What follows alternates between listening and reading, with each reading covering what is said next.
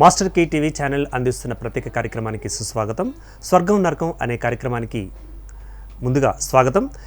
పరివర్తనే బౌద్ధం అనే శీర్షికన మనతో పాటు ఈ యొక్క ప్రవచనాలు వినిపించేందుకు మనతో పాటు ఉన్నారు హరినాథ్ బోధనాథ్ గారు. ముందుగా వారిని ఆహ్వానిద్దాం. Sir, welcome to the show. So ముందుగా ఎపిసోడ్ మనం ఒక వందనంతో ప్రారంభిద్దాం.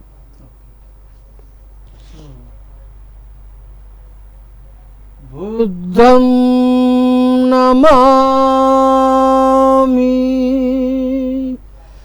ధమ్మం నమామి,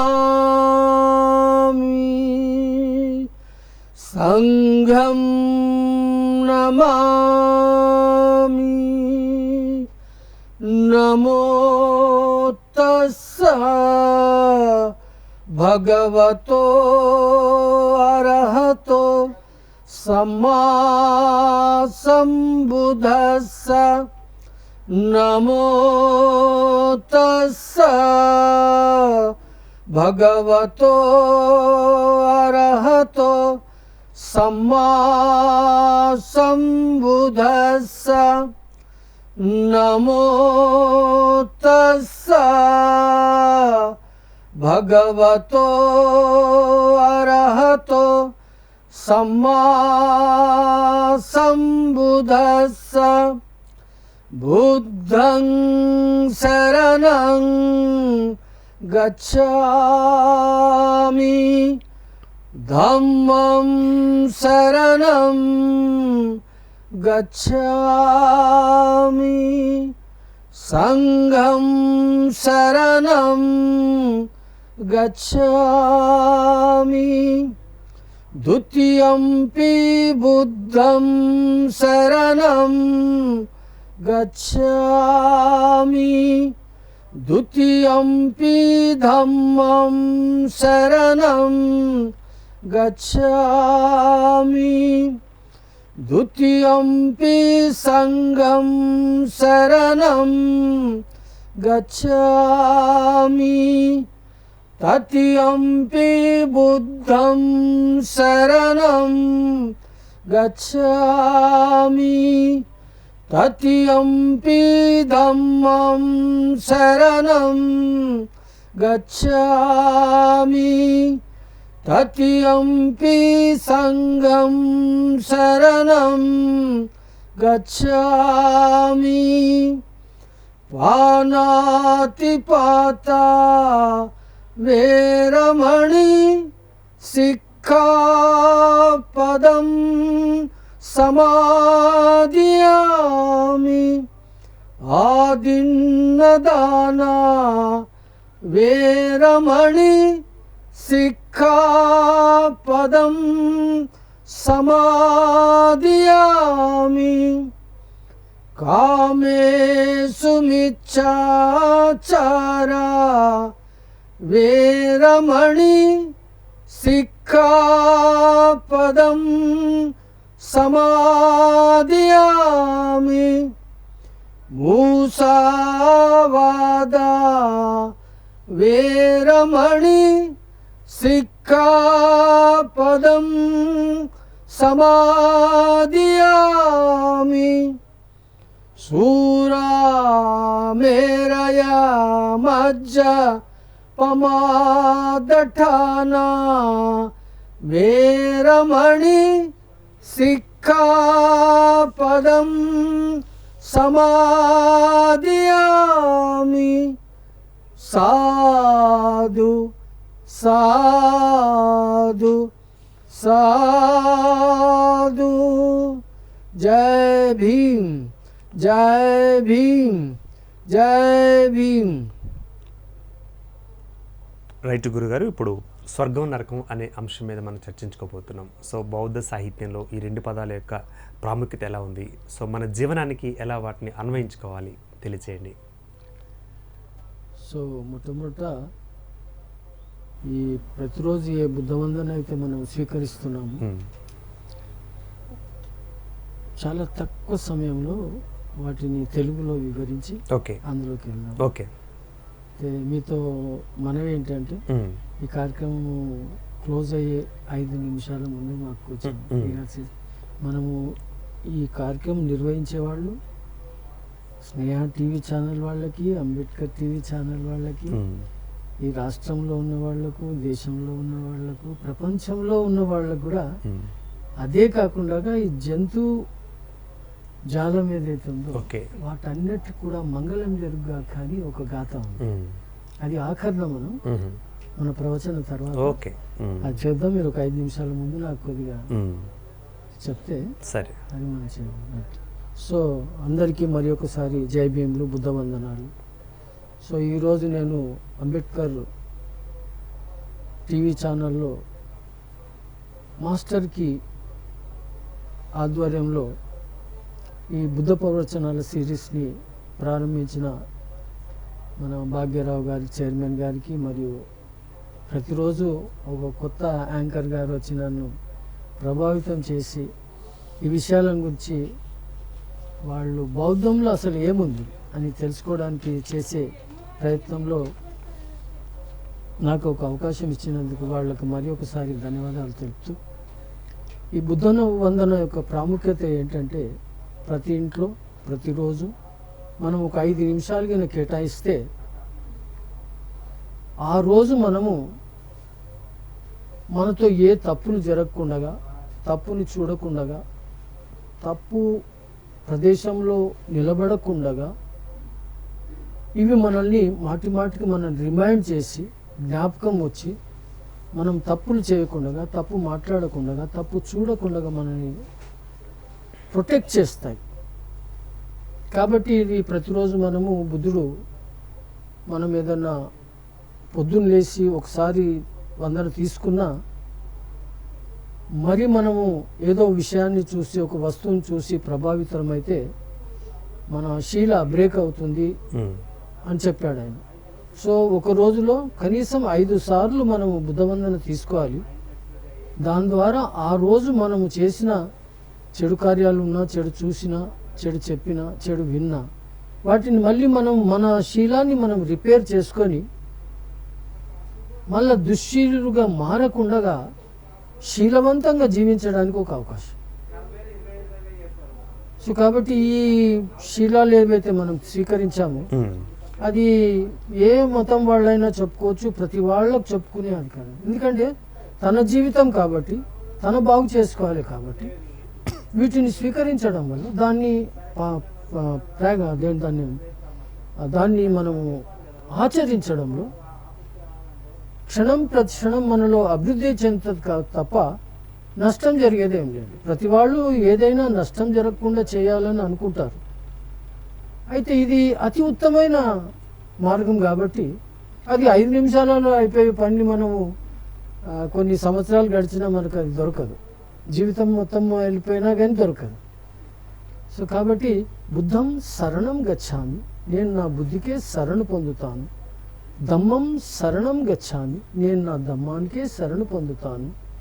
సంఘం శరణం గచ్చామి, నేను నా సంఘానికే శరణు పొందుతానని మనం ఈ వచనాలు పాలి భాషలో చెప్పుకోవడం జరిగింది. 2564 సంవత్సరాల కిందట బుద్ధుడు పుట్టి జ్ఞానోదయం అయిన తర్వాత అప్పుడు ఆయన జీవించున్న కాలంలో పాలి భాష మాట్లాడేవాళ్ళము. కాబట్టి ప్రజల భాషలోనే ఉండాలని తను కోరుకున్నాడు. ప్రతి మనిషికి తను చెప్పిన వాక్యాలు చేరాలని కోరుకున్నాడు కాబట్టి ఆయన జీవించున్నంత కాలము తన ప్రవచనాలన్నింటినీ కూడా పాలిలోనే ఉంచడం జరిగింది. సో అటు పిమ్మట మరి అవి కొద్దిగా సంస్కృతంలో కూడా అనువాదం జరిగింది, సంస్కృతంలో ఇందులో భాగమైంది. కాబట్టి మనము ఏది అందులో భాగమైనా సత్యాన్ని గ్రహించి జీవించడము అది ముఖ్యమని చెప్పి బుద్ధుడు చెప్పడం జరిగింది. సత్యాన్ని సత్యంగా, అసత్యాన్ని అసత్యంగా గుర్తించాలి. అదే మానవుడి యొక్క ముఖ్యమైన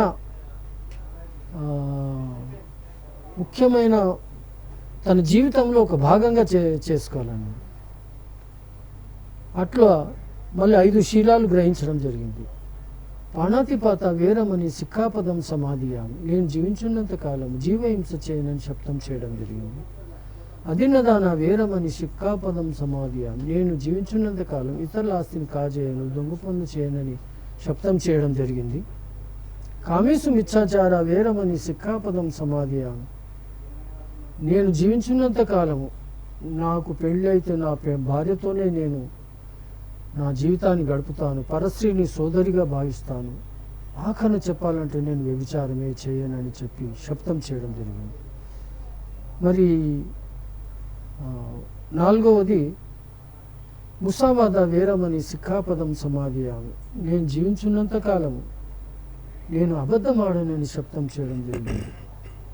ఐదవది సురామేరయ మజ్జపమాదట్టాన వీరమని సిక్కాపదం సమాధియాము. నేను జీవించున్నంత కాలము ఏ విధమైన మత్తు పదార్థాలు నేను సేవించను అని శపథం చేయడం జరిగింది. రెండోది ఈ ఐదుటిని శపథం చేస్తూ అటువంటి చెడు గుణాలని చెడు ఆలోచనల్ని నేను సమాధి చేస్తానంటున్నాను. సమాధిలోంచి మనకి ఏం దొరుకుతుంది సార్? ఓకే, ఏముండదు. కాబట్టి ఇటువంటి చెడు స్వభావాలను మనం సమాధి చేసాము. పావనాతిపాత వీరమని సిక్కాపదం సమాధి ఆమె సమాధి చేసేయండి అటువంటి దురాలోచనలు అని ఆయన మనకు ఒక సలహా ఇవ్వడం జరిగింది. అది ప్రపంచం మంచి కోసం, ఒక్కడి కోసమనే కాదు. మరి ఈ రకంగా ప్రతిరోజు మనం ఈ 5 శీలాలు మనం తీసుకున్నట్టయితే మన ఇంటికి, మన ఉద్యోగానికి, మన ఆస్తికి, మనం సంపాదించే సంపదకు అన్నిటికీ కూడా మనకు అంటే కరప్షన్లెస్ మనకు వీటిని ఆచరించిన తర్వాత ఎక్కడన్నా తప్పు మాట్లాడాలన్నా మనం ఆలోచిస్తాము, చెడు చేయాలన్నా ఆలోచిస్తాము, ఎవరిదైనా బ్రైబ్ తీసుకోవాలన్నా ఆలోచిస్తాము.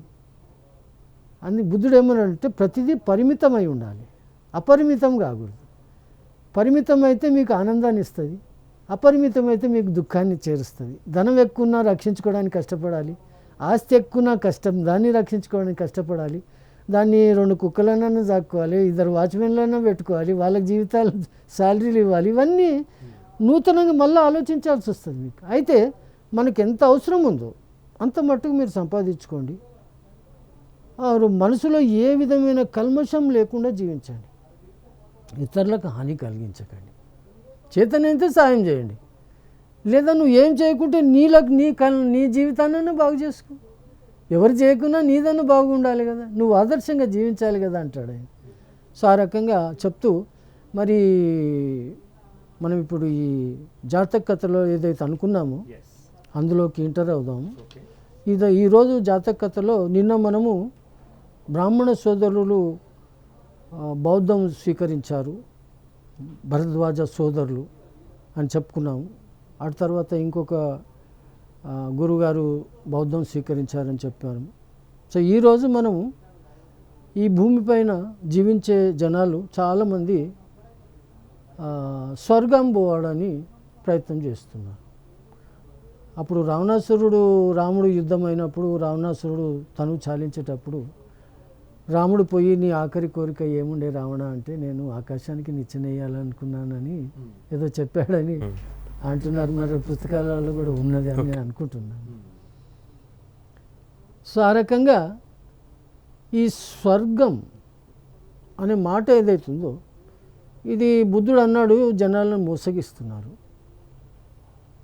స్వర్గానికి మనం ఇప్పుడు మీరు ఏ ఇంట్లో ఉంటున్నారో దానికి ఒక అడ్రస్ ఉంది, ఎక్కడ పని చేస్తున్నారో దానికి ఒక అడ్రస్ ఉంది, ఒక సిటిజన్ కానీ ఒక ఆధార్ కార్డు ఉంది, ఒక ఐడి కార్డు ఉంది, నానా రకాలు ఉన్నాయి గుర్తింపు కోసం.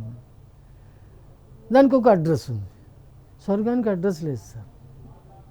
ఇంతవరకు ఫలానా జాగాలో ఉంటుంది, ఇట్లా అక్కడ ఒక సుఖమైన జీవితం ఉంటుంది అని ఎవరు చెప్పలే. ఆ మనిషిని విచలితం చేసేసి స్వర్గానికి పోతే రంభ ఊరేసి మేనకలు ఉంటారని చెప్తున్నారే తప్ప నువ్వు ఇక్కడ ఈ భాగవతాలు ఏదైతే చేసావో అక్కడ కూడా దొరుకుతాయేమో నీకు, ఇంకా చాలా అందగత్యాలు ఉంటారని చెప్పి వాడిని మోసగిస్తున్నారు, ఎక్స్ప్లాయిట్ చేస్తున్నారు. సో అది వద్దన్నాడు బుద్ధుడు. ఇది ఎప్పుడు జరిగిందంటే మొట్టమొదట బుద్ధుడుతో చర్చ చేసిన బ్రాహ్మడు మహాకశ్యపుడు. బ్రాహ్మణులలో అతి ఉత్తమైన గురుగారు మహాకశ్యపుడు. ఆయన చెప్పిందే వేదం, అంత గొప్ప మహాకశ్యపుడు ఆయన. సో బుద్ధుడు ఎప్పుడైతే తన జ్ఞానోదయమై ప్రవచనాలు ప్రారంభించి వాడవాడు తిరుగుతున్నాడో ఆ సందర్భం ఎక్కడ వాళ్ళిద్దరికీ ఒక చర్చాగోష్ఠి ఏర్పడ్డది. ఆ చర్చాగోష్ఠిలో అప్పుడు బ్రాహ్మణులు ఎక్కువ యజ్ఞయాగాలు చేసి జంతు బలులను ఇచ్చేవాళ్ళు. మేము మాంసం తినలేదని వాళ్ళు అంటారు, కానీ అది తప్పు. మాంసం అనేది మానవుడు ఎంతవరకైతే ఆహారం గురించి వరి, గోధుమ, జొన్నలు ఏదైతే తన ఆహార పదార్థాలు కనుక్కోలేదో అంతవరకు ఒక అది బలశాలి బలహీనుడిపై అధికారం చెలాయించి తన ఆకలి తీర్చుకోవడానికి ఎన్నో జీవజంతువులను చంపుతూ వచ్చాడు. కేవలం మాంసం మీద మాత్రమే బతికాడు. అటు పీమంటే తన జ్ఞానాన్ని ఇంకా కొద్దిగా ఇంప్రూవ్ చేసుకొని ఆహార ధాన్యాల వరకు మాలాడు, వ్యవసాయం చేశాడు. ఇంక ఇది ఎందుకు, ఈ ధాన్యాలు వచ్చిన తర్వాత అది ఎందుకు లేని కొద్దిగా తగ్గారు. అయితే ఈ అంతకు పూర్వం ఏంటంటే ఈ జంతు బలుల కంటే ముందు నరబలులే జరిగేటి. అంటే ఒక మానవుడు అన్న అతనికి ఒక గౌరవమైన స్థానమే లేకుండా పోయింది. అంటే దేవుణ్ణి ప్రత్యక్షించుకోవడానికి ఒక మనిషిని బలియాలా? మరి అప్పుడు మహాకశ్యపుడు ఉన్నప్పుడు ఇట్లా గొప్ప గొప్ప ఇప్పుడు అదేదో యాగాలు చేస్తున్నారు కదా సార్, ఈ మన ఏదో జీవితము అదేదో అని చెప్పి నాకు అది వర్డ్ వస్తలేదు. అయితే ఈ యజ్ఞయాగాలు చేసి జంతు బలులు ఇవ్వడము, అందులో ఒక ఆవు దూడనే బలిచ్చారనుకోండి, ఒక మగ దూడనే బలిచ్చారనుకోండి. అయితే బుద్ధుడు వీటిని ఆబ్జెక్ట్ చేశాడు. ఎందుకంటే ఈ ఆవు ఉండడం వల్ల కామధేను ఇంకా కొన్ని ఆవులకు జన్మనిస్తుంది, అది మనకు ఉపయోగపడుతుంది, తర్వాత పాలు ఇస్తుంది, పెరిగిస్తుంది, వెన్న ఇస్తుంది, ఎన్నో మనకు తినడానికి ఎన్నో తన పదార్థాలు తయారు చేస్తుంది కదా. అటువంటి జంతువుని మనం బలిచ్చేసి అదే ఒక మొగదున్నపోతుని మనం బలిస్తే అదిగిన జీవించుంటే వ్యవసాయం చేసుకోవచ్చు కదా. ఆ వ్యవసాయం ద్వారా ధాన్యం పండుతుంది, ధాన్యం తిని మనము జీవించవచ్చు కదా అని మీరు రెండుటిని కూడా నాశనం చేస్తున్నారు. ఈ జంతువులని మీరు రక్షించినట్టయితే మనకు ఆకలి ఉండదన్నాడు. ఆకలే పెద్ద రోగం అన్నాడు బుద్ధుడు. మానవుడు చేసేదంతా ఆకలి గురించే చేస్తున్నాడు సార్, ఆహారం గురించే చేస్తున్నాడు. ఉద్యోగం చేసినా, ఎవరినైనా మర్డర్ చేసినా, ఇంకేదైనా చేసినా అందరూ భోజనం కోసమే ప్రయత్నం. అందుకే భోజనం కూడా ఒక రోగం అన్నాడు బుద్ధుడు. కాబట్టి అప్పుడు వీళ్ళు ఇది యజ్ఞయాగాలు చేసి ఇట్లా జంతు బలులను ఇస్తుంటే ఈ నరబలి ఆగి జంతు బలికి వచ్చింది. జంతు బలి ఆగి ఇప్పుడు టెంకాయ కాడికి వచ్చింది సార్. ఈ టెంకాయను కూడా ఎందుకు బలిస్తారంటే అది ఒక కాయ, ఒక పదార్థము, ఒక పండు, అందులో చాలా చక్కటి ప్యూర్ నీళ్లు ఉంటాయి అందులో. అది తింటే రోగాలు దూరం అవుతాయి, ఒక మందులాగా వాడచ్చు దాన్ని, ఔషధ గుణాలు ఉన్న వస్తువు అది. సో దాన్ని ప్రతి చిన్న కార్యానికి దాన్ని బలి ఎందుకు ఇస్తున్నారంటే ఈ నరబలి నుంచి జంతు బలి నుంచి ఈ ఇక్కడ వచ్చినాక మళ్ళీ ఏదో ఒక వస్తువు మనము మానవుడు రూపంలో ఉన్న వస్తువుని మనం బలియాలి. వాళ్ళ నిర్ణయం తీసుకున్నారు. అయితే చాలా పండ్లని వాళ్ళు రీసెర్చ్ చేస్తే దేనికి కూడా కళ్ళు ముక్కులు కనబడలే. ఎప్పుడైతే కొబ్బరికాయను చూశారో 3 కళ్ళు, అంటే ఒక ముక్కు నోరు ఏదో సంథింగ్ తోకంది మనం ఇట్లా తీస్తే కనబడతాయి. అయితే ఇప్పటికి కూడా మీరు తోకలేని కొబ్బరికాయ తీసుకెళ్ళి ఒక పురోహితుడికి ఇస్తే ఆయన కొట్టనంటాడు దాన్ని. ఎందుకంటే దాంట్లో మానవుడి యొక్క రూపం కనబడుతుందని ఫీలింగ్. కాబట్టి దాన్ని దాపెట్టి చేయాలి, తోక ఉన్న కొబ్బరికాయనే కొట్టాలి అని వాళ్ళు ఇప్పుడు ప్రతి విషయానికి ఒక బలి తీసుకున్నట్టు. అంటే వాళ్ళ లోపల ఎంత క్రోధం ఉంటే ఒక్కొక్కరు దాన్ని విసిరి కొడితే 10-15 ముక్కలు అయిపోతుంది సార్. సింపుల్గా ఇట్లా కొట్టరు, పలగదు అది. తనలో ఉన్న గొప్పతనం ఏంటో సింపుల్గా కొడితేనే బలగనరా బాబు అన్నట్టు తన గొప్పతనం అది, తన బలం చూపిస్తుంది అది. ఒక టెంకాయ మీ ముందు ఎంత బలాన్ని చూపిస్తుంటే దాని మీద మీ కోపం ఏంటండి? అది ఏమన్నది? ఆ పండు తినండి, కొబ్బరి తినండి, శరీరానికి ఉపయోగపడుతుంది, ఆ నీరు తాగండి, మీకు ఆరోగ్యం ఇస్తుందని చెప్తుంటే దాన్ని కూడా నాశనం. ఆ నీరన్నీ మురికి కాలువలోకి వదిలేస్తారు. ఎట్లా మరి ఇది? సో కాబట్టి ఈ క్రియలు జరుగుతున్నప్పుడు ఈ బౌద్ధ భిక్షులు ప్రతిరోజు భిక్షాటనకి వెళ్ళేవాళ్ళు. ఎందుకంటే వాళ్లకు లంగర్లు గింగర్లు ఏమి ఉండవు. అందరికీ ఆయన చెప్పేది ఏంటంటే, మీరు లంగర్లకు వీటికి అలవాటు పడితే ఇక మీరు వాటికే పరిమితం అవుతారు. ధ్యానం ఎక్కడ ఉంటుంది? జనాల అజ్ఞానం ఎప్పుడు దూరం చేస్తారు మీరు? కాబట్టి మీరు అడుక్కుని తినాలన్నాడు ఆయన. వారు వండిన ఆహారం తీసుకోవాలి, అడిగే జాగాలో కులం అడగకూడదు అన్నాడు. వాళ్ళు ఎవరైతే మనకేమి, ప్రతి మహిళని అమ్మా అని పలకరించాలన్నాడు. ఆ రకంగా ప్రతిదారి పోయి ఆయన అమ్మ తల్లి అని ప్రవర్తించేవాడు. ఎందుకంటే ప్రస్తావన అక్కడికే వస్తుంది నేను. అయితే ఈ రకంగా జరుగుతున్నప్పుడు ఈ భిక్షులు అటు ఇటు వెళ్తున్న మార్నింగ్ టైంలో ఒక అబ్బాయి వాళ్ళ తండ్రి చనిపోవడం జరిగింది.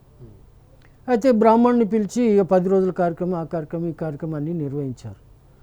వెళ్ళేటప్పుడు అబ్బాయి ఏమన్నాడంటే పురోహితుడిని, మరి మా తండ్రి గారు చనిపోయారు కదా, ఈ 10 రోజులు కార్యక్రమం, ఈ కార్యక్రమం అన్నీ చేసేసాము, మా నాయన స్వర్గానికి వెళ్ళిపోయి ఉంటాడు, మరి ఆయన స్వర్గంలో పుణ్యము కలగాలంటే నేనేం చేయాలి అంటే అతను ఆశ్చర్యపోయాడు. స్వర్గం ఏడుందిరా, వీడేదో స్వర్గం అంటున్నాడు, అందులో మా నాన్నకు పుణ్యం జరగాలంటే నేను ఈడేం చేయాలి? మరి వీళ్ళు ఎన్ని కిలోమీటర్ మైల్, ఎన్ని వందల లక్షల కిలోమీటర్ల స్వర్గం ఉందో ఈయనకు తెలియదు, ఆయనకు మరి చెప్పిన ఆయనకు మరీ తెలియదు అన్నట్టున్నది ఇక్కడ. అయితే ఈ భిక్షు చాలా ఆశ్చర్యపోయాడు. అది ఏం చేస్తున్నట్టు అక్కడ కాకుండా పురోహితుడు ఏమన్నాడంటే, ప్రతిరోజు మీరు ఒక చెంబడి నీళ్ళు తీసుకొని తూర్పు దిక్కు ముఖాన పెట్టి ఆ నీళ్లు ఇట్లా పోస్తూ, స్వర్గంలో మా నాన్నకు పుణ్యం కలుగుగాక, స్వర్గంలో మా నాన్నకు పుణ్యం కలుగుగాక అని చెంబి నీళ్ళు మొత్తం పడిపోయేంత వరకు చేస్తా చేయాలన్నాడు. ప్రతిరోజు చేస్తున్నాడు ఈ అబ్బాయి. ఆ భిక్షులు వస్తూ పోతూ ప్రతిరోజు ఈయన చూస్తున్నారు. ఏం చేస్తున్నాడు ఈయన అని అతనికి ఒక క్వశ్చన్ ఏర్పడేది. ఏం చేస్తున్నాను ఆయన అని అంటే, ఏం లేదు, మా నాన్నగారు చనిపోయారు, మా నాన్నగారు స్వర్గంలో ఉన్నారు, మా నాన్నగారికి అక్కడ పుణ్యం కలగాలంటే నేనేం చేయాలంటే మా పండితులు గారు ఈ రకంగా చెప్పారు. ఈయన అన్నాడు, అది ఇక్కడ వేస్తే 1-2 అడుగులకు కూడా పోదా నీళ్ళు, ఇప్పుడు స్వర్గానికి ఎట్లా పంపిస్తుండొచ్చు? పాసిబులా? ఇది ఇంపాసిబుల్ కదా అని నేను బుద్ధుడితో చర్చిస్తాను. పోయి బుద్ధుడు చెప్పాడు ఆయన, भगवान ऐसी बात है, मैं एक गांव में गुजर रहा था, भले एक लड़का ऐसा पानी डाल के उसके पिताजी को स्वर्ग में पुण्य मिलना बोल के क्रिया कर रहा ना. ఆయన ఒక్కసారి ఆశ్చర్యపోయాడు. స్వర్గం ఏంటి, నరకం ఏంటి, అసలు ఉన్నాయా? ఉంటే ఎందుకు అంటే మనం ఈ మహాకశ్యపుడి విషయం ఎందుకు చెప్పానంటే ఆయన అదే అడిగాడు. మహాకశ్యపుని ఏమన్నాడంటే, మీరు ఎందుకు చేస్తున్నారు ఈ కాలకృత్యాలు, ఈ యజ్ఞయాగాలు ఎందుకు చేస్తున్నారు, బలులు ఎందుకు ఇస్తున్నారంటే భగవంతుడిని సంతోషపరచడానికి, ఆయన దర్శనం పొందడానికి అని మహాకశ్యపుడు చెప్పడం జరిగింది. అరే ఉంటే కదా నీకు దర్శనం ఇచ్చేది, మీరు జంతు బలులను ఎందుకు ఇస్తున్నారు, అవి ఆపండి, మంచిది కాదు, స్వర్గం లేదు, నరకం లేదు, మీ మంచి కార్యాలే పుణ్యము, మీ చెడు కార్యాలే నరకము అని సింపుల్గా ఇట్లా చెప్పిండు బుద్ధుడు. అయితే తన దేవుని చూపించలేకపోయాడు, స్వర్గాన్ని చూపించలేకపోయాడు అని తన అప్పుడు నా కశ్యపుడు, నేను ఓడిపోయినాను మీ చర్చాగోష్ఠిలో, నేను నీకు శరణు అని చెప్పాడు. సో వెంటనే ఆయనకు 500 మంది శిష్యులు ఉంటే ఆ 500 మంది శిష్యులను తీసుకొని బౌద్ధ భిక్షులుగా మారిపోవడం జరిగింది.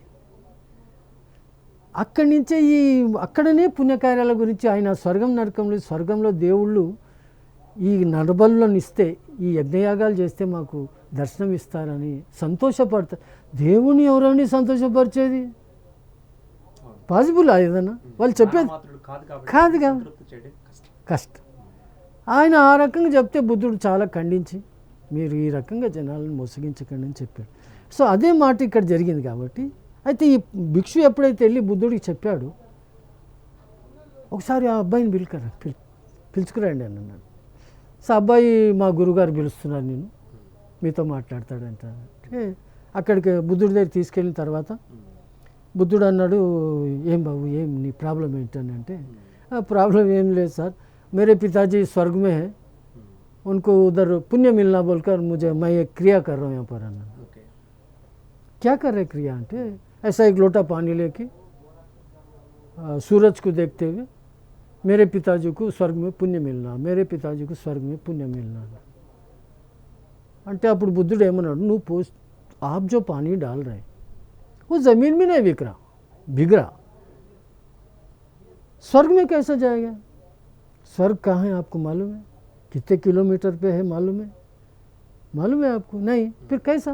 जो चीज़ आपको मालूम नहीं है वो नहीं कर, वो मानव का अति उत्तम धर्म है।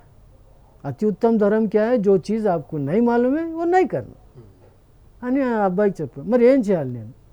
అయితే ఈ అబ్బాయి తనకు ఇప్పుడు స్వర్గం నరకం గురించి అర్థం కాదని ఒక ప్రాక్టికల్గా అబ్బాయికి చెప్పడం జరిగింది. ప్రాక్టికల్ ఏంటంటే అతన్ని పిలిచి ఏమన్నాడంటే, ప్రాక్టికల్గా ఇతనికి తన జ్ఞానోదయాన్ని తను ప్రకటించుకోవాలి. ఏ రకంగా? దానికి ఒక శబ్దం ఏం వాడాడంటే ఆయన, అత్తదీప భవ, నువ్వు ఒక దీపంగా కాగడా మారి, ఒక దీపంగా మారి, ఏ వెలుగులో అయితే నువ్వు నడుస్తుంటావు, బాట తయారు చేసుకుంటావు, ఆ బాటలో ఇంకా కొద్దిమంది నడిపించడానికి ప్రయత్నం చేయండి. బాటసారి కావాలి, బాట చూపించడానికి ఉండాలి, కానీ ఈ రకంగా జనాలని మూర్ఖానికి ఎదగొట్టకూడదని ఆ అబ్బాయిని ఏమన్నాడంటే, రెండు పోయి మీరు మట్టి గురిగిలు తీసుకురండి. ఆ మట్టి గురిగిలు తెచ్చిన తర్వాత ఒక దాంట్లో గుల్కరాళ్ళు వేయండి, ఒక దాంట్లో నెయ్యి వేయండి అన్నాడు.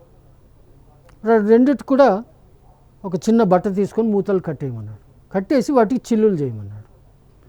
చిల్లులు పెట్టి ఈ అబ్బాయి ఈ రెండు తీసుకెళ్ళి ఎక్కడైతే డీప్ వాటర్ ఉందో అక్కడ వదిలే అన్నాడు. అంతే, వదిలేసి కొద్దిసేపు అక్కడే కూర్చోను, అవి ఏమి చేస్తే చూడు అన్నాడు. అయితే మనందరికీ తెలుసు, ఒక చిన్న గుల్కరా వేసిన బరువు ఉంటుంది కాబట్టి అది అడుక్కు చేరిపోతుంది. ఇప్పుడు ఈ నెయ్యి ఏదైతుందో అది నూనె వాటర్తో సంబంధం ఉండదు కాబట్టి మనం వేసినది పైనే తేలాడుతుంది, నీటిపై తేలాడుతుంది. సో ఆ రకంగా ఈ రెండు వేసిన తర్వాత ఏమైంది, గుల్కరాళ్ళు వేసిన మట్టి గురిగి అడుక్కు వెళ్ళిపోయింది. ఈ నెయ్యితో వేసిన గురికి ఏమైందంటే, ఆ చిల్లు పెట్టారు కాబట్టి కొద్దిగా నెయ్యి బయటికి వెళ్తూ నీళ్ళపైకి తిరుగుతూ ఉన్నది తను. ఆ ఆఖరిని ఏమైందంటే, ఎప్పుడైతే నెయ్యి మొత్తము కరిగి నీళ్ళలో కలిసిపోయిందో ఆ గురికి పైకి వచ్చేసి, అప్పుడు ఆ అబ్బాయికి అప్పుడు కూడా అర్థం కాలేదు ఎందుకు ఇట్లా అయింది. ఏం చెప్పాడు, ఇది ఏమైంది, ఒక గురికి నేను రెండు వేసాను ఒకటే ఎందుకు వచ్చిందని వాడికి ఆశ్చర్యం వేసింది. మళ్ళీ బుద్ధుడి దగ్గరికి పోయి, మీరు ఎట్లా చెప్పారు, నేను అట్లా చేశాను, నేను ఒకటి రాలేదు ఒకటి వచ్చిందని, దీంట్లో నీకేం అర్థమైంది అన్నాడు. నాకే అర్థమయ్యేది ఏంటి, నేను రెండు వేసాను రెండు రావాలని నేను అంటున్నాను అన్నాడు. అంటే అట్లా కాదు, మీ నాన్నగారు ఏదన్నా చెడు కార్యాలు చేసినట్టయితే, పాపకార్యాలు చేసినట్టయితే, ఎట్లయితే ఈ బరువైన గురిగి ఉంది కదా పాతాళానికి వెళ్ళిపోయింది, ఆ రకంగా మీ నాయన ఏదైనా పాపాలు చేసినట్టయితే అట్లా పాతాళానికి వెళ్ళిపోతాడు. అయితే ఇది నెయ్యి నుంచి ఏదైతే మీ గురికి పైకి వచ్చిందో అది ఆయన చేసిన పుణ్యకార్యాలు, మంచి కార్యాలు. అది ఎప్పుడు ప్రజలతో ఉంటాడు. నీటిపై ఏ రకంగా అయితే ఆయన తేలుతుందో నెయ్యి, మీ తండ్రి మీతోనే ఉంటాడు ఎప్పటికీ. సో కాబట్టి ఈ పాపము పుణ్యమని జనాలు ఇప్పటి నుంచి కాదు, భూమి పుట్టినప్పటి నుంచి కొన్ని సంస్కృతులు ఏవైతే మానవుణ్ణి మూర్ఖుడిగా మార్చి వాడుకుంటున్నారు, అది చేయొద్దని బుద్ధుడు చెప్పాడు. సో దీని ద్వారా నేను కూడా ప్రజలకు చెప్పేది ఏంటంటే, స్వర్గాలు నరకాలు లేవు, వాటి గురించి ప్రయత్నం చేసి మీరు అంత ఇబ్బంది పడాల్సిన అవసరం లేదు. మంచి పనులు చేయండి, మంచి వినండి, మంచి చెప్పండి, మంచి చేయండి, చెడు కార్యాలు చేయకండి అని చెప్తూ ఈ అవకాశాన్ని మీరు ఇచ్చినందుకు మీకు ధన్యవాదాలు అని తెలుపుతున్నాను. రైట్ గురుగారు, మొత్తానికి మాస్టర్ టీవీ మాస్టర్కి టీవీ ఛానల్కి వచ్చి చాలా చక్కటి అద్భుతమైన ప్రవచనాలు వినిపించినందుకు ధన్యవాదాలు. అదేవిధంగా స్వర్గం నరకం గురించి కొన్ని ఊహలు, కొన్ని అపోహలు ఏవైతే ఉన్నాయో అవి బౌద్ధ సాహిత్యంలో ఏ విధంగా చెప్పబడ్డాయి అన్న విషయాన్ని మాతో పాటు మాకు, మా ప్రజలకు, మా యొక్క ప్రేక్షకులకు తెలియజేసినందుకు ధన్యవాదాలు. ఇది ఇవాళ మాస్టర్ కీ టీవీ అందిస్తున్న ప్రత్యేక కార్యక్రమం. మరో కార్యక్రమంలో మళ్ళీ కలుసుకుందాం. అంతవరకు చూస్తుండండి master key TV channel. If you like this video, please like it, share it, and for more videos, please subscribe to our channel.